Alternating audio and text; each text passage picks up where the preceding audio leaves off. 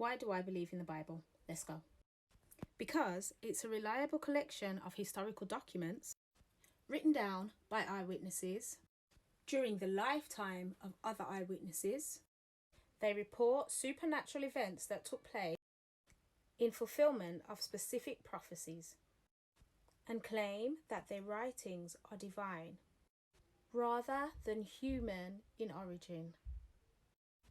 There is plenty of scientific and historical evidence to prove its truth. Here's just a bit. Way down there, which would be the south end, at the south end, Ron Wyatt found this pillar. It had fallen down, half in the water. He and his sons dragged it out, scrubbed it off. A lot of it was eroded, but part of it was still readable.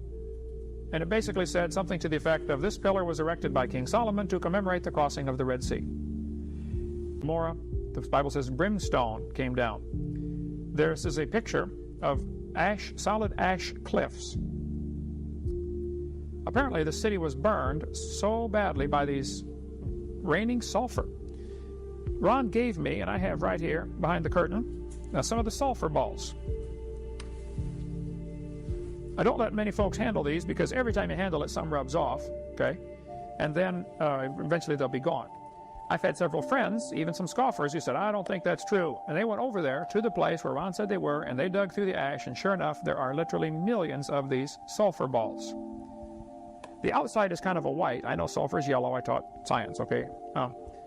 If you scrape off this white coating, it's pure yellow sulfur, 99.6% pure sulfur.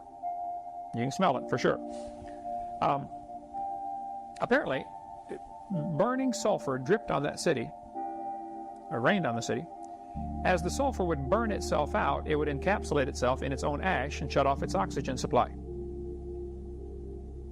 Ends up with a coating around a pure sulfur ball. Found no place in the world except this place over there. Flammable they are. I got to be careful because, man, when you get a whiff of these things, it's really nasty.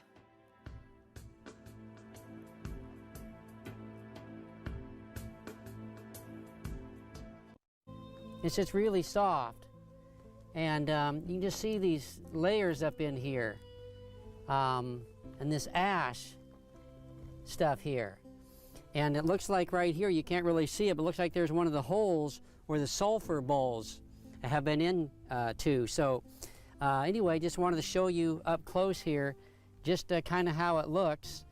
So it says in 2 Peter 2:6, and if he condemned the cities of Sodom and Gomorrah to destruction by reducing them to ashes, having made them an example to those who would live ungodly lives thereafter. So of the apostles and all the early witnesses of Jesus and Christianity, so the start of the early church.